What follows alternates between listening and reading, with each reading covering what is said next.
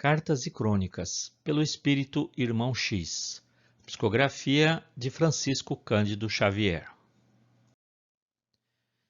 Espiritismo e divulgação. O excelente advogado Joaquim Mota, espírita de convicção desde a primeira mocidade, possuía ideais muito próprios acerca de pensamento religioso. Extremamente sensível, julgava um erro expor qualquer definição pessoal em matéria de fé. Religião, costumava dizer, é assunto exclusivo de consciência. E fechava-se.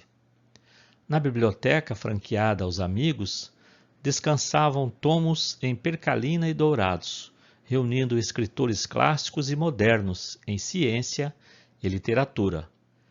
Conservava, porém, os livros espíritas isolados em velha cômoda do espaçoso quarto de dormir. Não agia assim, contudo, por maldade. Era, na essência, um homem sincero e respeitável, conquanto espírita à moda dele, sem a menor preocupação de militância.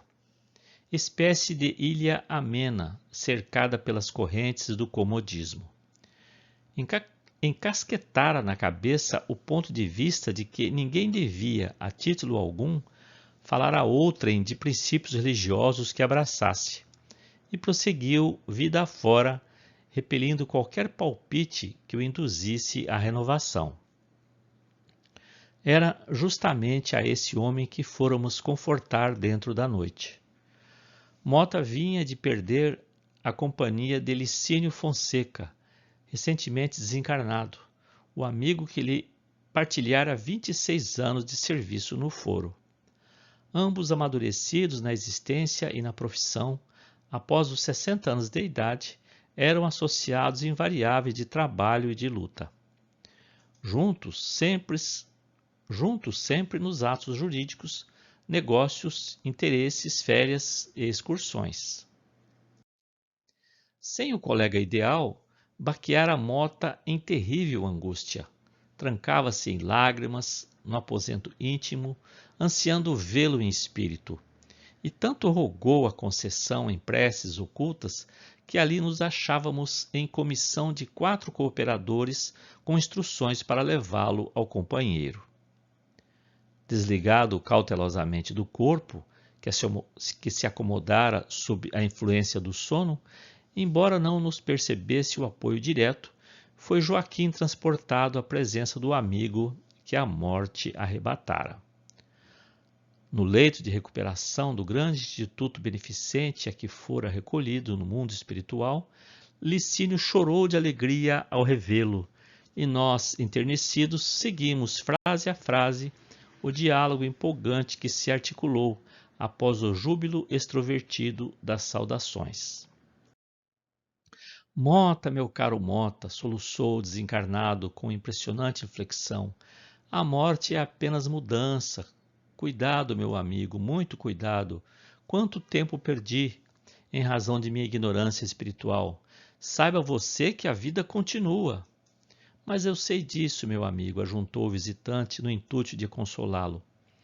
Desde muito cedo entrei no conhecimento da imortalidade da alma. O sepulcro nada mais é que a passagem de um plano para outro. Ninguém morre, ninguém.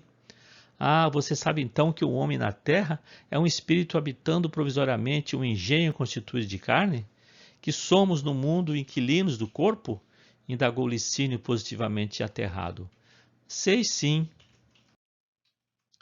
E você já foi informado de que quando nascemos entre os homens, conduzimos ao berço as dívidas do passado com determinadas obrigações a cumprir?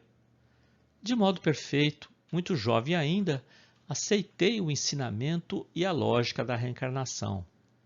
Mota, Mota, gritou o outro visivelmente alterado, você já consegue admitir que nossas esposas e filhos, parentes e amigos quase sempre são pessoas que conviveram conosco em outras existências terrestres? Que estamos enleados a eles, frequentemente para o resgate de antigos débitos? Sim, sim, meu caro, não apenas creio. Sei que tudo isso é verdade inconteste. E você crê nas ligações entre os que voltam para cá e os que ficam? Você já percebe que uma pessoa na Terra vive e respira com criaturas encarnadas, de obsessão entre os chamados vivos e mortos, raiando na loucura e no crime? Claramente sei disso. O interlocutor agarrou-lhe a destra e continuou espantado. Mota, Mota, ouça! Você está certo de que a vida aqui é a continuação do que deixamos e fazemos? Já se convenceu de que todos os recursos do plano físico são empréstimos do Senhor para que venhamos a fazer todo o bem possível e que ninguém depois da morte consegue fugir de si mesmo? Sim, sim. Nesse instante, porém, Licínio desvairou-se.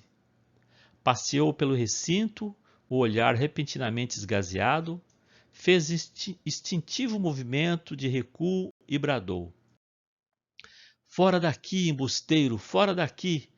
O visitante, dolorosamente surpreendido, tentou apaziguá-lo. Licínio, meu amigo, que vem a ser isso? Acalme-se, acalme-se. Sou eu, Joaquim Mota, seu companheiro do dia a dia.